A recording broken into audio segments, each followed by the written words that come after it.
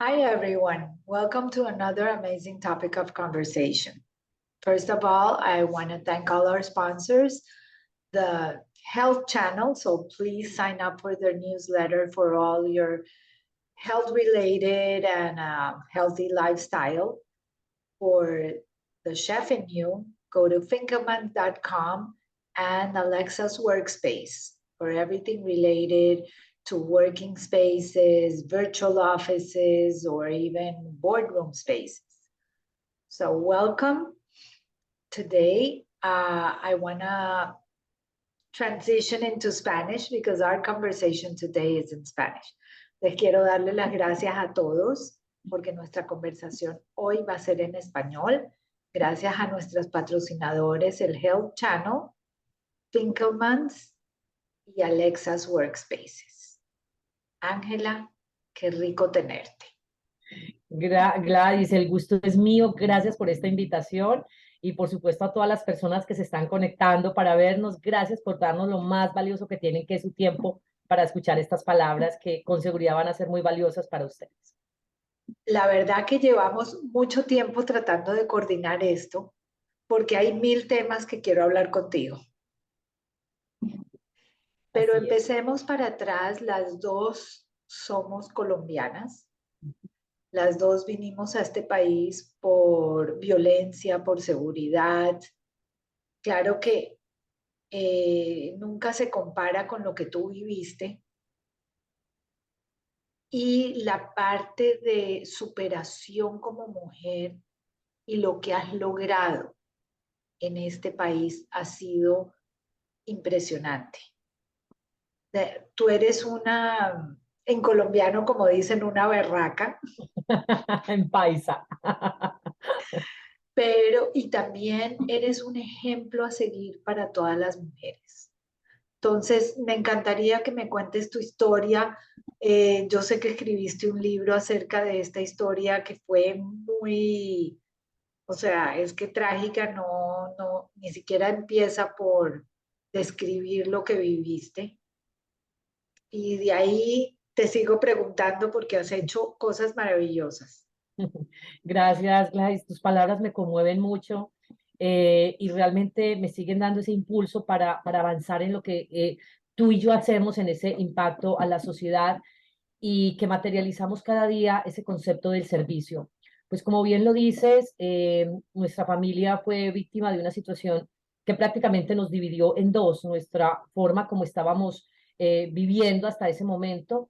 Ocurrió en el año de 1988. Posiblemente algunas personas no recuerden que este fue el año, Gladys, donde mayor número de asesinatos se cometieron en Colombia. Increíblemente el año 88 estuvo marcado por esa triste cifra y principalmente, y que aún se sigue presentando desafortunadamente hacia líderes sociales. Pues mi madre era una gran líder comunitaria, era una mujer de servicio permanente, era una mujer con una gran capacidad de vincularse con el alcalde por la mañana y con el más pobre en la tarde. Entonces tenía esa capacidad de diálogo con unos y con otros. Y un 15 de diciembre, siendo las 8:05 de la noche, llega un hombre armado y asesina frente a mi hermano y a mi madre. Fue muy doloroso porque yo fui la persona que estuvo con mi madre en ese último suspiro, yo la tomé en mis brazos. Yo realmente pensé, Gladys, que eso era una broma, que eso no estaba pasando porque nuestro cerebro, y que posiblemente ahorita vamos a hablar un poco de esto, no daba crédito a lo que estaba pasando aquella noche. Y finalmente, pues ya después de que yo reaccioné, vi que eso había sido cierto, pero hay una frase que seguramente tú también has escuchado, Gladys, y es que a las personas se les puede eliminar, pero nunca a lo que ellos son o representan. Así que mi madre sigue viva en la medida en que representa esos ideales por construir una mejor sociedad, más equitativa, más humana, una sociedad donde la mujer no tenga como único recurso la cocina para poder triunfar en la vida, que hay mucho más allá. Y por eso mi madre se trasladó del campo a la ciudad porque ella se resistía a creer que sus hijos iban a tener su mismo futuro. Y mi madre fue una mujer visionaria, Gladys, y mi madre estudió hasta primero de primaria. O sea, para mi madre lo básico era firmarse, pero conocía todos los modelos de marketing, de compras, de almacenamiento, mejor que cualquier experto hoy en estas áreas. Y sobre todo tenía esa gran capacidad de ver hacia algo que nosotros quizás no veíamos de cerca, ya lo veía porque en el pueblo, yo soy de un pueblo llamado Sonsón en Antioquia, no había universidad para aquel momento y la única opción era terminar el bachillerato y casi que hasta ahí llegaba nuestra vida profesional. Y mi madre dice, yo sé que hay algo más, no me pregunten qué es, pero yo creo que ustedes deben seguir estudiando. Y no, pues, pero mamá, es suficiente con el bachillerato. Y digo, no, nunca dejen de estudiar porque ese es el boleto de entrada a una vida en libertad. Mira, mira qué poderosas esas Mira palabras, Gladys. qué visión, el boleto de entrada a una vida de libertad. Claro, porque Wow. cuando tú no tienes formación, Gladys, cualquier persona te puede aprisionar, sea un esposo, sea un jefe, sea una persona que está cerca de ti. Así que si tú tienes ese boleto de libertad, tú te vas, tú saltas. Y fue así, Gladys, como tengo el orgullo de decir que mi primera hermana tiene dos profesiones, eh, una maestría, una especialización. Ella es vinculada al magisterio en Colombia, rectora de un colegio.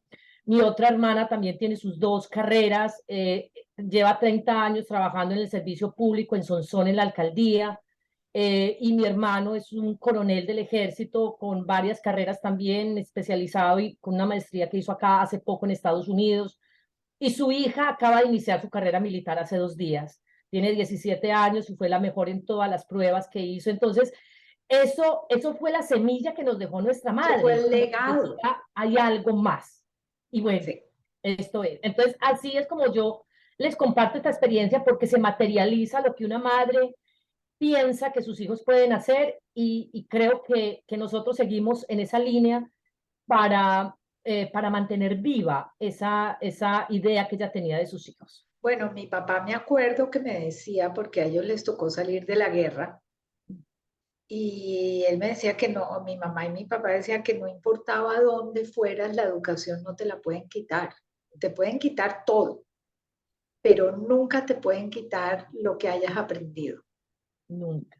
Lo que tú has conseguido material, Gladys, se acaba. Se La acaba, casa te se lo quitan cae en o te un la quita el segundo. banco, el carro se choca, la empresa se quiebra. Lo que está aquí, ese es el boleto de entrada a una vida en libertad. Ese No, es, me no hay más. encantó esa parte. Sí, de una ¿Cuántos mujer que hizo años? hasta primero de primaria. Wow, impresionante. Cuéntame entonces, ¿cómo llegas a Estados Unidos? ¿Cómo formas esa comunidad Happiness donde has unido a tanta gente?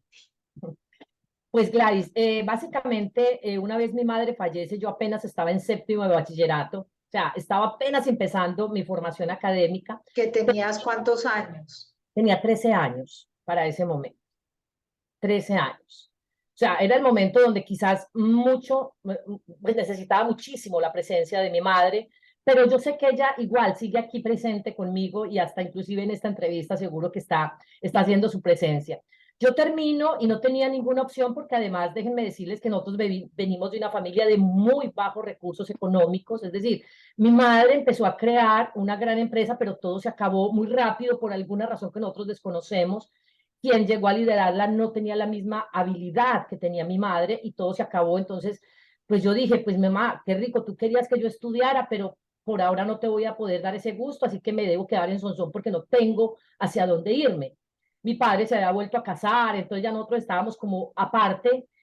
Y el día que me gradué de bachiller recibo una noticia y es que había sido una de las mejores bachilleres de Antioquia. Entonces podía entrar a la Universidad Nacional o a la de Antioquia, a estudiar la carrera que yo quisiera. Y yo, no, pero pues esta maravilla.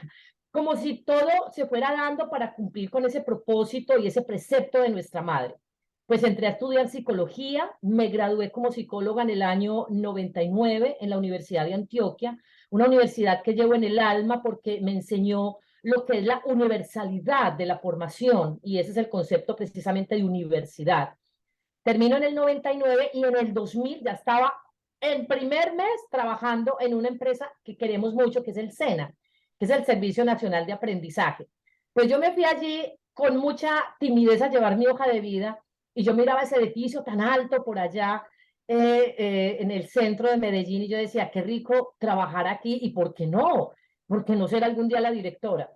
Pues me salto la historia y a los 15 años fui la directora del SENA. O sea, eso que mis ojos habían apreciado de una recién egresada, sin experiencia, entro a trabajar al SENA como instructora, luego haciendo como coordinadora, luego asesora, luego subdirectora y luego directora.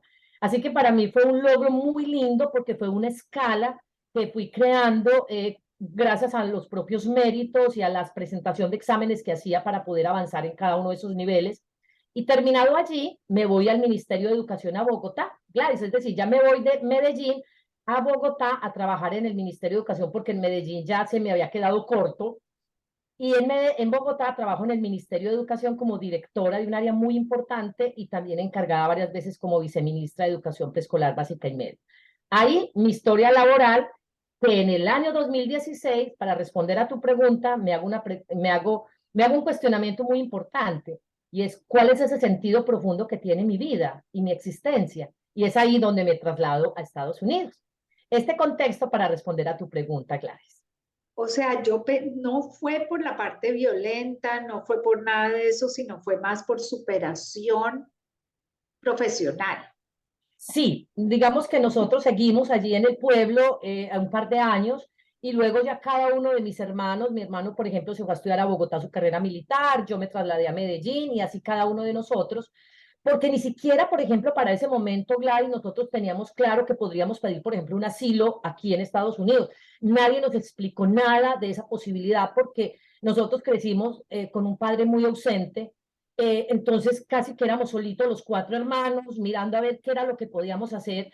Amamos mucho nuestro país, no tenemos nada en contra de nuestro país, sigue siendo un lugar que valoramos muchísimo, pero básicamente mi traslado acá se debió a hacerme esa pregunta y es, yo iba en una carrera contra el tiempo frente a lo que es los éxitos, el reconocimiento, los cargos, el rango, el dinero, y sabes que me di cuenta que eso no lo es todo, Gladys, que uno tiene que frenar porque lo miramos hace un momento y lo más valioso de la vida no está en lo material, sino en la posibilidad que tú tienes de ayudar y de servir a otros, que fue lo que mi madre hizo. A mi madre hoy no se le recuerda porque dejó propiedades. A mi No. madre se le recuerda por la labor social que hizo y toda el hambre que calmó en Sonsón. Ahí sí lo recuerda, no cuántas propiedades dejó. Entonces yo quise seguir un poco ese legado y es decir, mis tres hermanos hoy siguen vinculados al servicio público, ya casi cada uno empieza a jubilarse, está como en esa etapa, pero yo dije, yo voy a seguir ese legado de mi madre a raíz del servicio. Y ahí es donde me traslado acá y empiezo a crear esta comunidad de la que tú mencionaste hace un rato, de la cual tú haces parte, que es la comunidad Happyna. Happy, feliz, felicidad, NAR viene de seminar. Y esto traduce donde nace el conocimiento. Es decir, conocimiento alrededor de los temas de bienestar y felicidad desde la neurociencia, porque ese es nuestro punto nuestro punto focal, como nuestra columna vertebral. Para los que no entendemos mucho de neurociencia, por favor explícanos, Bueno, cuéntanos un poquito qué es la neurociencia y cómo la aplicamos.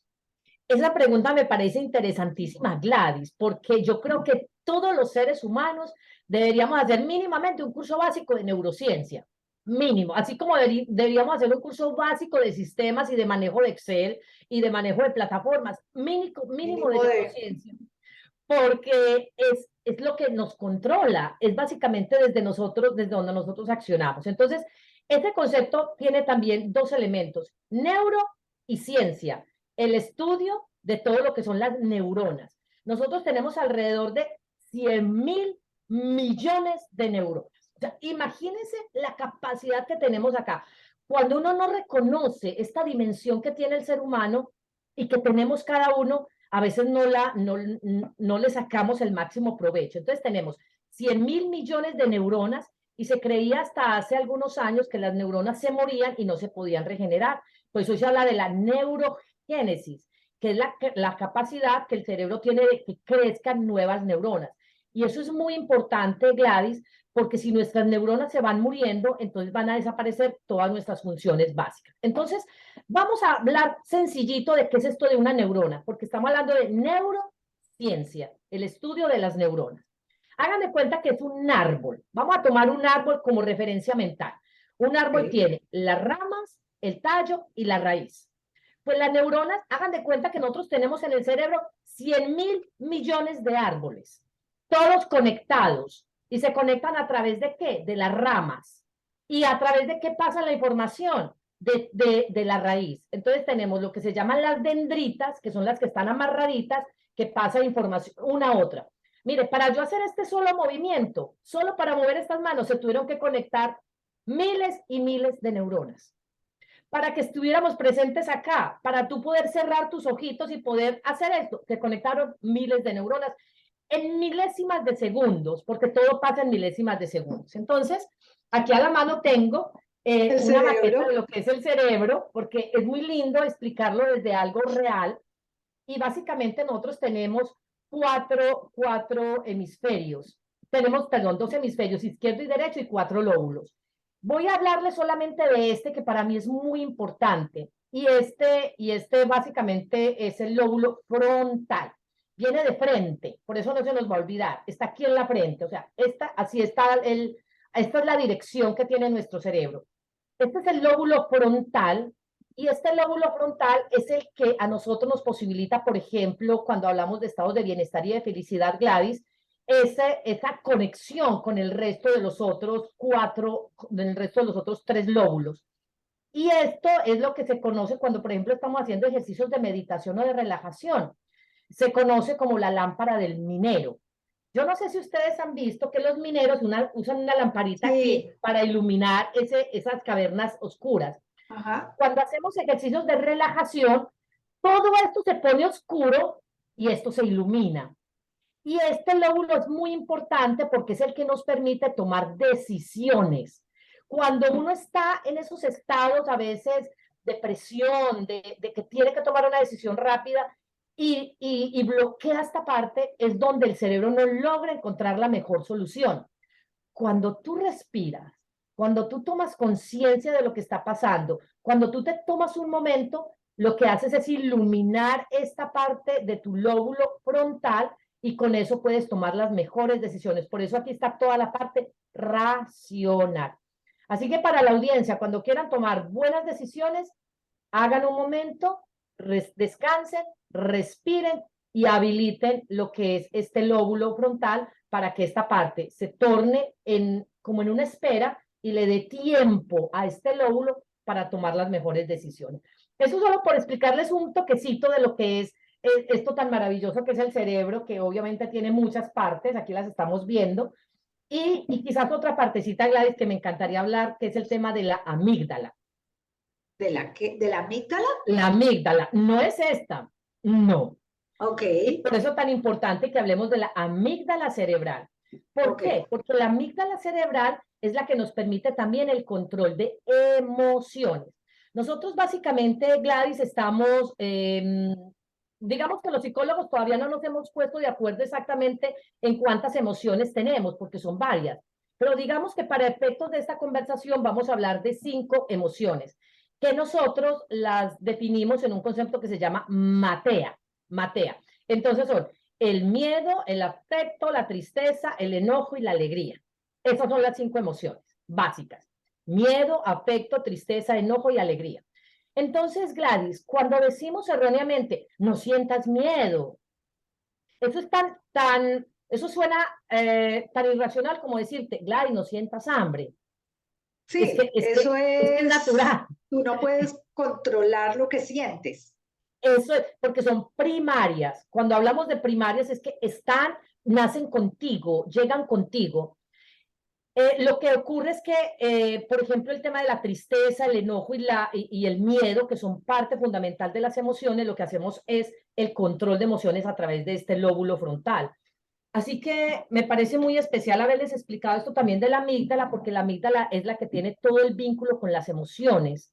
Y hoy básicamente, Gladys, lo que ocurrió después de pandemia es ese manejo de emociones que se está teniendo. Hoy estamos muy volcados los profesionales de la salud mental a trabajar en el tema del reconocimiento de las emociones. No tenerle miedo al miedo, por ejemplo, y entender que el miedo hace parte de nuestra propia existencia. Es decir, yo debo convivir con el miedo no va a desaparecer, pero yo debería controlarlo. ¿Qué pasa cuando tú sientes hambre? Pues comes. ¿Qué Hombres. pasa cuando tú sientes miedo? Lo identificas y lo controlas. Pero hoy me dijeron precisamente del miedo, que es mirar al miedo como una sensación que no es real. Entonces, al entender que el miedo no es real, ya es más fácil seguir.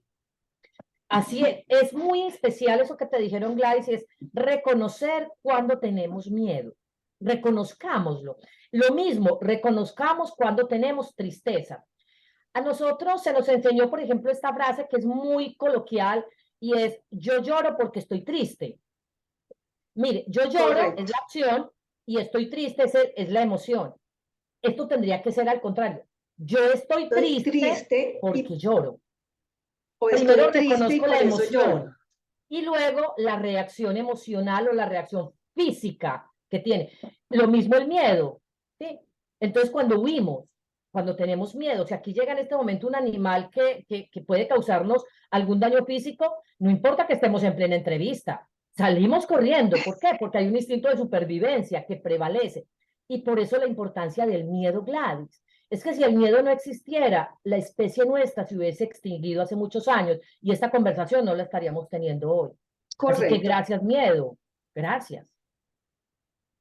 Pero tienes razón, el miedo se va para, es volcar las emociones de acuerdo a las necesidades que tenemos en este momento.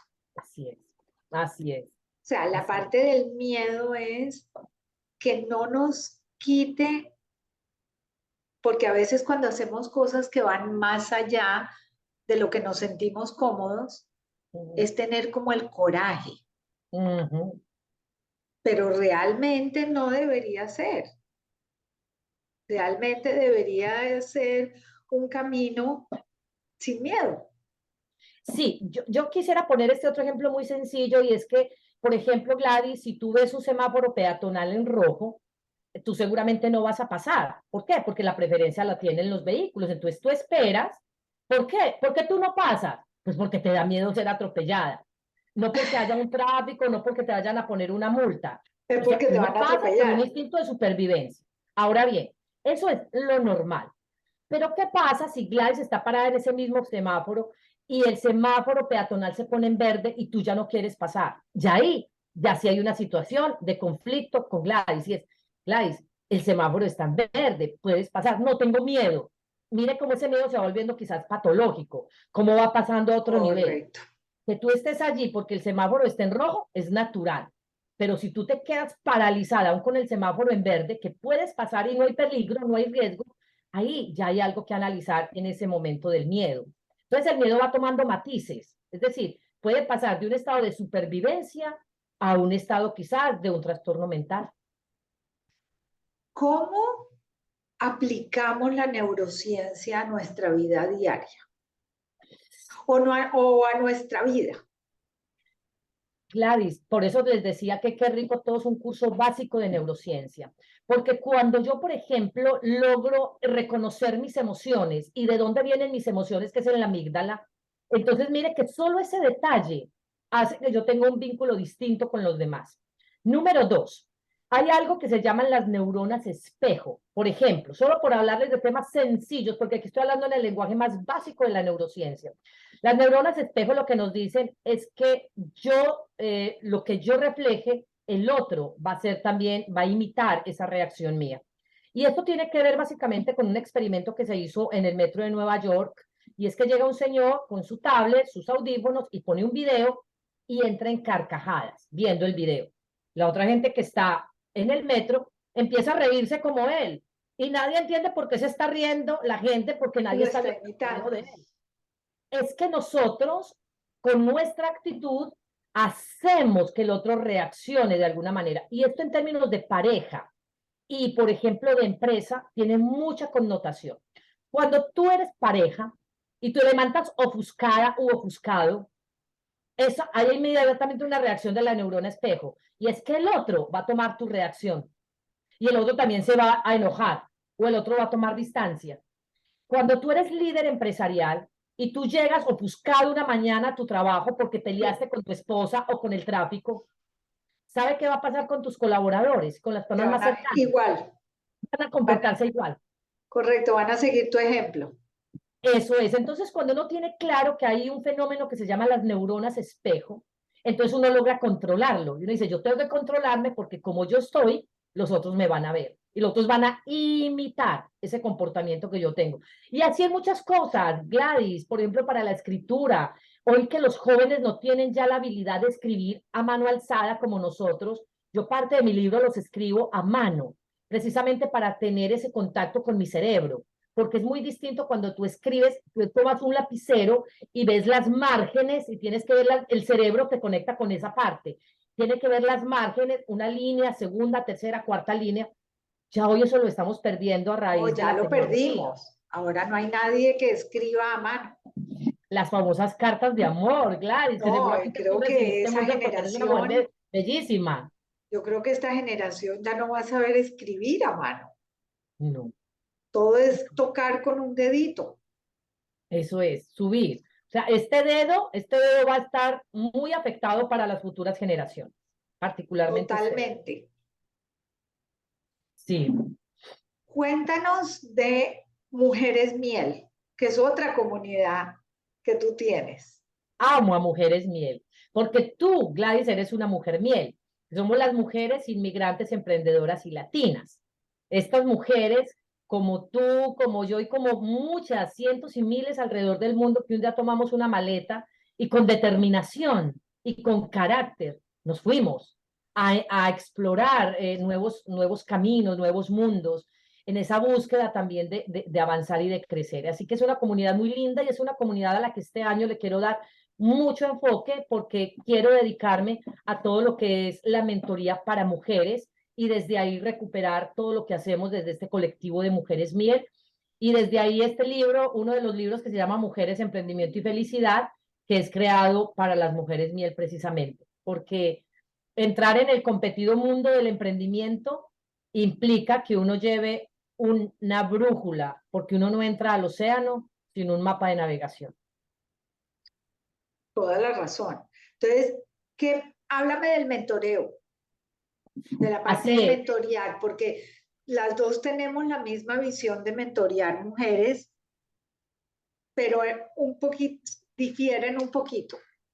Ah, bueno, perfecto. Entonces, mira que yo ese concepto de la mentoría, yo lo había escuchado, Gladys, hace varios años, desde que estaba en Colombia inclusive, y suele confundirse mucho con el concepto del coaching, y es muy distinto. No, coaching sí es muy distinto. Es muy distinto y es importante que la audiencia lo conozca porque son diferentes. Lo mismo la terapia. Una cosa es hacer terapia, otra cosa es hacer mentoría, otra cosa es hacer coaching. Son tres elementos muy distintos.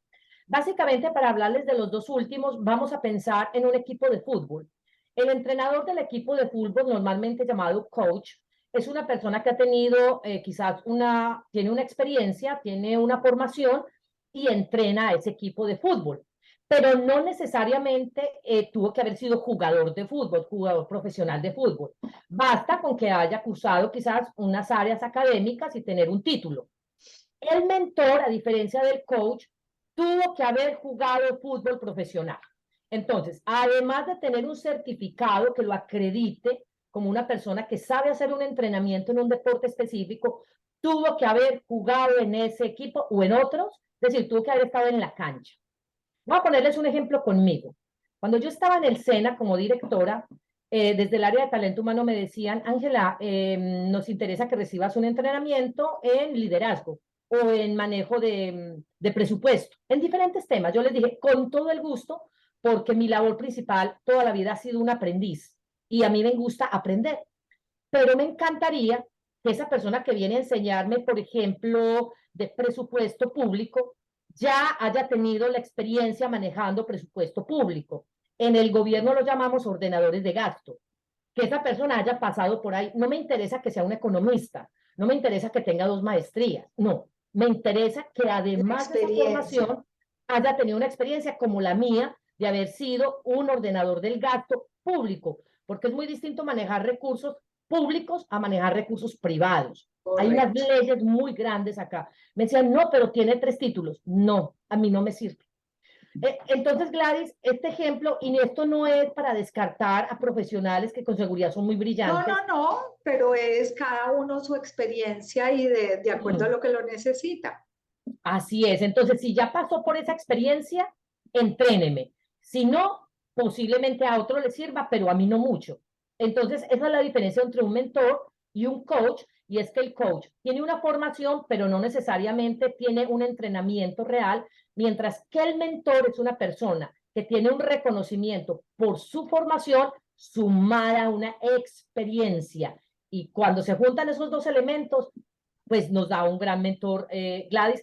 Y me alegra saber que esa palabra de mentor está tomando cada vez más fuerza porque realmente es hacia donde nosotros nos enfocamos. Entonces, hago parte de la Red Global de Mentores, que es la organización a nivel mundial que forma a los mentores y que trabaja la disciplina del mentoreo desde el sentido profesional, y soy una de las vicepresidentas para la región de Estados Unidos y Canadá. Así que ese también es una comunidad bien especial, invitados a participar de ella. Es absolutamente gratis, entonces es muy rico porque uno se forma dentro de la disciplina del mentor.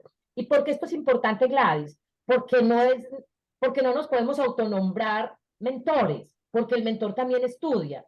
Es como si yo hoy me autonombrara médico. Yo, no, pues yo Correcto. soy médico. Yo no creo que Gladys se dejaría hacer una cirugía de mí. No, si yo me autonombro médica o si me autonombro odontólogo, yo no voy donde un odontólogo que no tenga la preparación. No, al Así mismo ocurre revés. con el mentor. Mentor es enseñar a otros lo que uno puede dar, Es no lo que uno no tiene ni tiene el el camino que tú ya conocimiento. recorriste. Eso es. Eso es. Ahí está, Lo el resumiste camino que perfecto. tú recorriste ya. Eso es. Eso es. Y tú eres una gran mentora.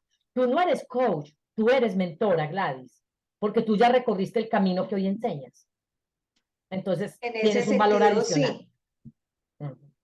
Así es. En ese sentido, sí. Ángela, me encantaría hablar contigo 1000 horas más porque todavía nos hace falta mucho.